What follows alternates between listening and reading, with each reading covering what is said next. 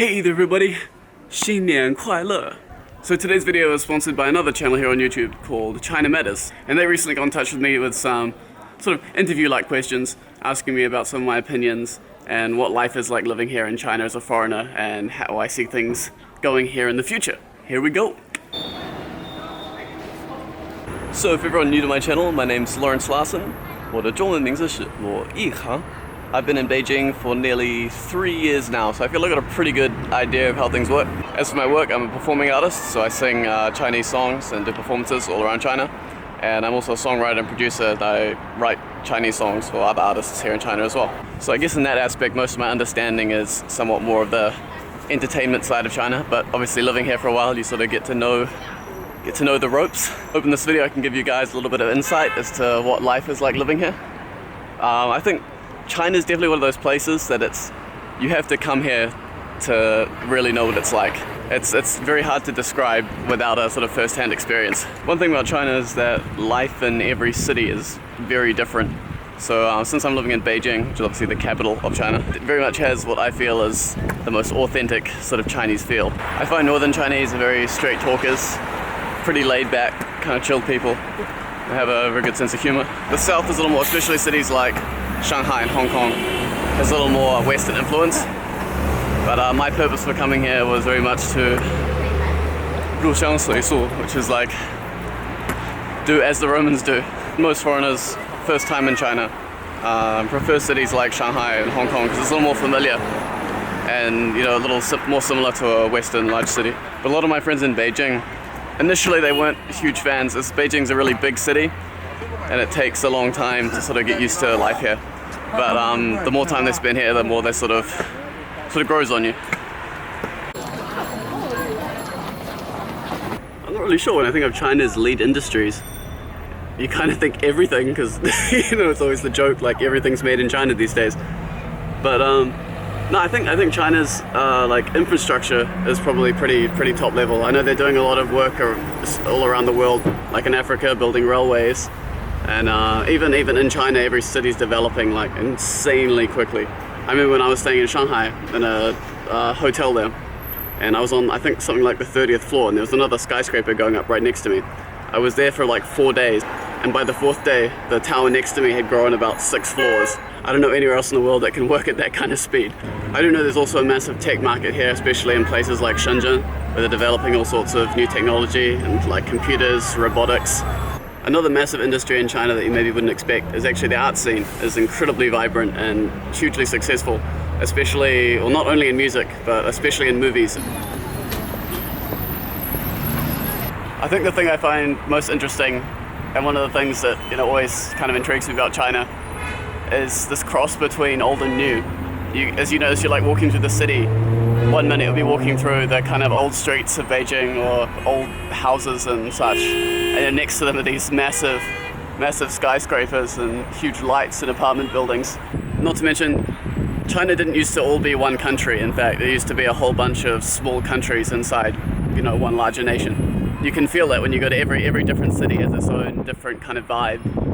Different sorts of food, different sorts of architecture, different sorts of art, and not to mention languages as well. Before, when I was living in Shanghai, one of the things I found crazy was there might be 2 cities that you can only, you drive for an hour and then arrive at the other city, but they can speak 2 completely different languages and not at all understand each other.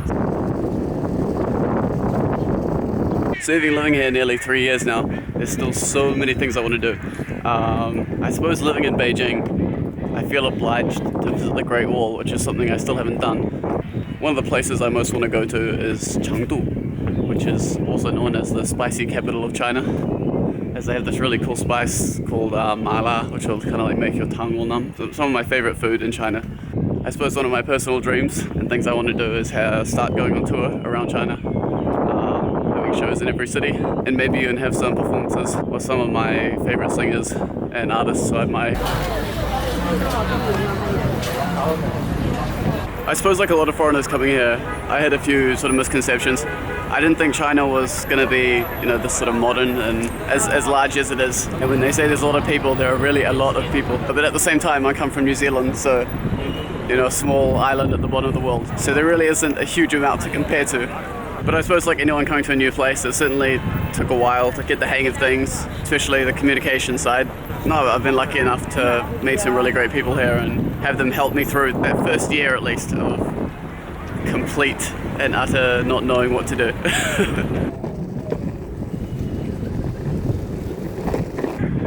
So as most people know, China has a very different political system than most of the world, as it is still technically a communist country. But in saying that, it's by no means a bad system. And China has 2 annual meetings throughout the year, also broadcast on TV, so you can see how things work. When you have so many people living here, I mean, the advantage is that when a decision needs to get made, it can get done and executed very quickly without going through a whole bunch of processes. So if you watch the actual meeting itself, essentially they collect every leader from every district throughout all of China. Well, these ducks are really noisy. Xi Jinping, who's the president of China, he'll stand in front of everyone and essentially list all the important issues and things that they want to take action on over the next year. So I think one of the biggest problems in schooling, actually all over the world, but especially in China, is the focus on tests and the pressure here on getting good grades is what they call the Gaokao exams, essentially determine what university you get into. And then what university you get into determines what kind of life you're going to have, what kind of job you can get. One of the most asked questions I hear on TV shows, you know, the kind of reality TV shows where you've got contestants coming in, is 你有什么梦想? Which is, what is your dream? And I think that's really important. There's a lot of kids and people I've talked to are sort of leaving school without a real direction of where to go or a real passion that they want to follow. So I think if there's one thing I could change in schooling, it would be for, you know, these institutions and caregivers to really focus on the individual student's passion and help them find pathways to succeed in what they want to do. So I think there's still a lot of misconceptions about China. A lot of people may think it's not as advanced as the West, or that it's a bit backwards thinking and very dangerous here, but it's actually crazy because of technology how convenient life is here. If you don't have one of these, you ain't getting anywhere. I swear China has an app for everything. China's also an incredibly safe country. There's never been a time where I've been wandering around where I've felt in danger. I mean, as long as you're looking out for the traffic, you'll be pretty sweet. It's a sort of place where, you know, if you went out for a night on the town, had a few drinks, and then everyone just went home by themselves, you wouldn't have to really worry about anything. Sure, there's, you know, petty theft and the occasional incident, but I mean, as long as you're vigilant and kind of looking out for your stuff, I mean, it's like anywhere in the world, really. So I'm sure wherever you are in the world, you've definitely made some Chinese friends or been introduced to Chinese cuisine.